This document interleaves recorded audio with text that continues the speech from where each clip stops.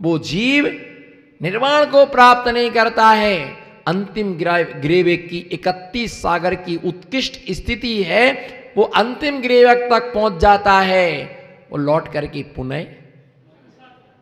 करके पुनः सांप को पिलाया गया दूध भी क्या बनता है? सांप को पिलाया गया दूध भी जहर बन जाता है।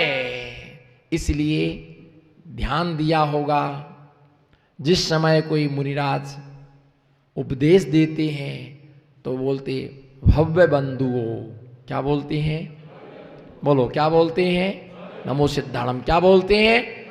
भव्य बंधुओं बोलते हैं। भव्य जीवों, भव्य प्राणियों, अभव्यों को उपदेश नहीं होता है, अधर्मियों को उपदेश नहीं होता है। इसलिए भव्य शब्द कह करके संबोधन दिया था। लाख प्रयत्न करना, अभव्य कभी भव्य नहीं होगा, कभी नहीं बनेगा उस संसार में। बोलो, उस संसार में कुच्चर मूंग, ठुर्रा मूंग कभी सीजती नहीं है। कभी पानी में डालने के बाद में भी वो सीजती, और मक्का का दाना कभी फूटता नहीं है, ज्वारी का दाना कभी फूटता नहीं है। उसको पहले घने में डालते हैं, वो अंतिम घने तक पड़ा रहता, जलता भी नहीं है और फूटता भी। जो मक्का फोड़ते ना तो कपड़ा लेकर के उसको कढ़ाई में मिट्टी में डाल करके, तो कोई एक आध दाना होता है जो संसार की कढ़ाई में से उचट करके मैं बाहर आ गया हूं, और आप सब वहां पर पड़े हुए हो, आप सब उसी में फूट रहे हो।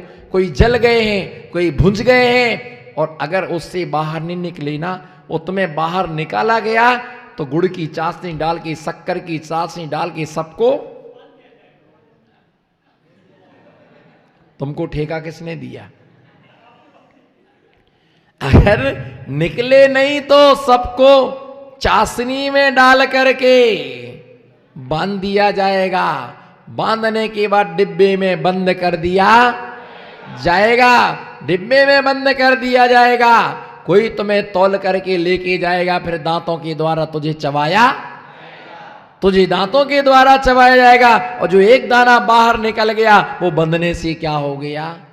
वो बंधने से बच गया, वो बंधता नहीं है। और जो नहीं निकल पाता है, उन्हें फिर क्या करना पड़ता है? बंधना पड़ता है। इसलिए अभव्य कभी अभी मत पूछना हम भव्य हैं या अभव्य हैं। बोलो हम भव्य हैं या? कांतिलाल जी, भव्य हो कि अभव्य हो? क्या मालूम, खुद को ही नहीं मालूम। ये बात तो खुद जानो या खुदा जाने। हमने तो बस इतना जाना, आना और जाना, बस इतना जाना। बोलो, आना और जाना, हमने सिर्फ इतना जाना, बाकी इसके अलावा कुछ नहीं जानना। आचार्य कुंद स्वामी ने अष्टपहड़ ग्रंथ में कुंद स्वामी ने दृष्टांत दिया, इस पीछी का एक एक बाल इकट्ठा किया जाए। किसका? तूने इतनी पिच्छियों को धारण किया, इस पिच्छी का एक एक पंख यदि एकत्रित किया जाए तो सुमेरु पर्वत जैसे कई ढेर लग जाएंगे, पर तुझे मुक्ति नहीं हो सकी। अब सोचो कितनी पीछियां ली होंगी,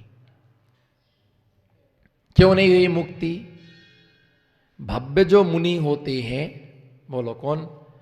भव्य जो मुनि होते हैं, वो 32 बार से ज्यादा नहीं बन सकता है। कितने बार? 32 बार से अधिक मुनि नहीं बन सकता है भव्य जीव।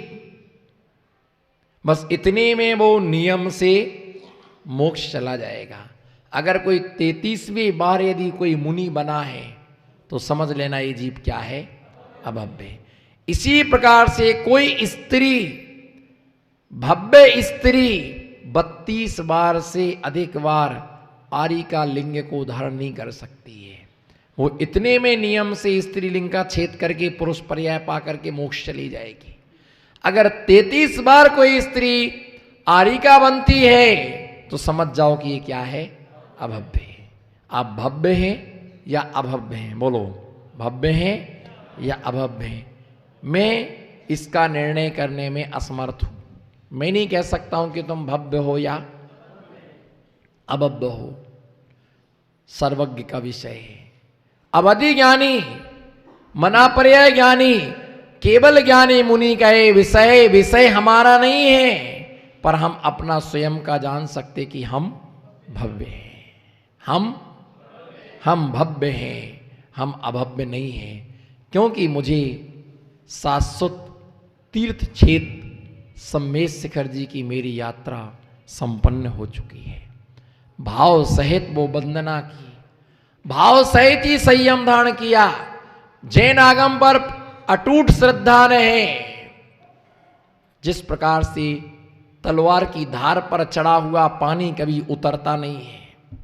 इदमेव दृश्यमेव तत्तुम नान्य चान्य था इत कांपाय सांबुवत सन्मार्गे संशया रुचि। इदमेव यही है, इदमेव यही है, दृश्यमेव ऐसा ही है। इदमेव दृश्यमेव ना, इदमेव दृश्य में तत्तुम नान्य चान्य था, तत्व यही है, ऐसा ही है, अन्य नहीं है, अन्य प्रकार से नहीं है।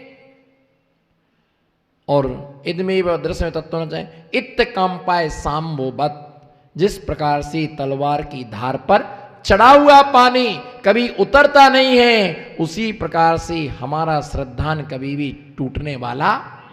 भली सुमेरु पर्वत चलायमान हो जाए पर मेरा सम्यक तो चलायमान होने वाला नहीं है। भली सूरज पश्चिम से निकल आए पर हमारा श्रद्धान छूटने वाला नहीं है। जिस प्रकार से मृत्यु होने के बाद शिष्य गुरु आज्ञा को उस तरह से नहीं छोड़ता है, जिस तरह से लक्ष्मण की मृत्यु होने के बाद भी राम ने लक्ष्मण के लिए नहीं छोड़ा। मृत्यु होने के बाद भी राम ने लक्ष्मण को नहीं छोड़ा। शिष्य तीर्थंकर की आज्ञा का, गुरु आज्ञा का कभी भी वो उल्लंघन नहीं करता है। तलवार की धार पर चढ़ा हुआ पानी, तलवार की धार पर पानी कैसे चढ़ता है बताओ? नहीं मालूम? अरे कैसे चढ़ता तलवार की धार पर पानी? बताओ पंडित साहब। नहीं, घिसा नहीं जाता है।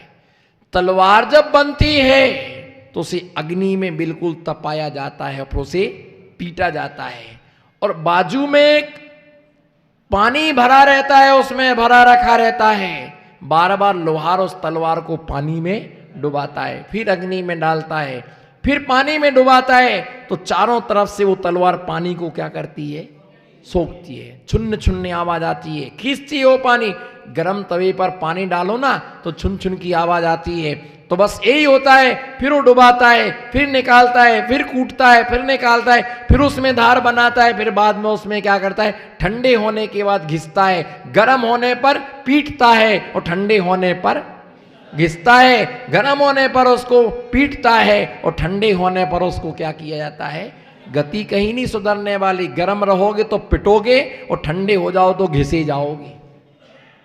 इसलिए गर्म भी नहीं होना और ठंडा भी नहीं होना, ठंडा भी नहीं होना, गर्म भी नहीं होना। इसलिए उस तलवार की धार पर चढ़ा हुआ पानी कभी भी उतरता नहीं है। इसी प्रकार से कोई भी हमारे श्रद्धान को चलायमान नहीं कर सकता है। हम अपना धर्म नहीं छोड़ सकते, हम अपना धर्म नहीं छोड़ सकते हैं।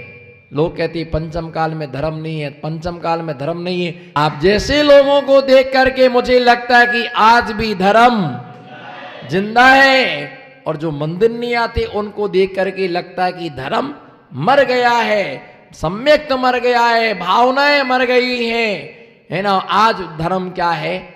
आज भी इनकी भावना नहीं है और जब कोई आहार दान देता है तो ऐसा लगता है कि राजा श्रेयांश की परंपरा आज भी जीवंत है। बोलो राजा श्रेयांश की, बोलो जोर से, राजा श्रेयांश की परंपरा आज भी जीवंत है। जब कोई श्रोतागण धर्म सभा में बैठते हैं तो ऐसा लगता है कि महावीर स्वामी का समोषण आज भी लगा हुआ है, राजा सैनिक आज भी हैं, भरत चक्रवर्ती जैसे आज भी हैं। आज भी धर्म सभाएं क्या हो रही, जगह जगह धर्म सभाएं चल रही हैं। साधुओं को देख करके लगता है कि आदिनाथ भगवान की निर्ग्रंथ परंपरा आज भी क्या है, जीवंत है, आज भी वो चल रही है। आपको देख के लगता आज भी धर्म जिंदा है। बोलो आज भी धर्म है ना, आज भी धर्म जिंदा है। और लोग इसीलिए आशीर्वाद मांगते हैं, महाराज आशीर्वाद दो,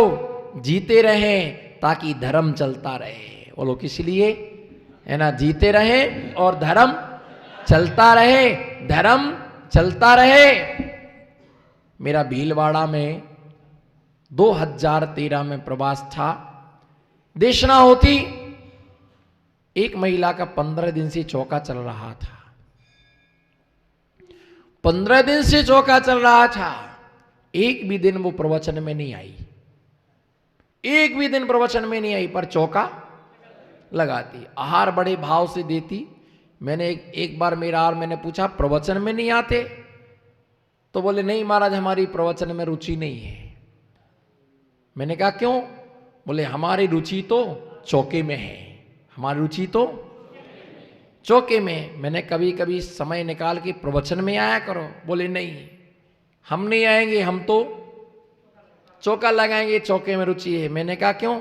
बोले आप सबको देते हैं और हम आपको देते हैं। बोलो आप सबको देते हैं और हम, अगर हम आपको नहीं देंगे तो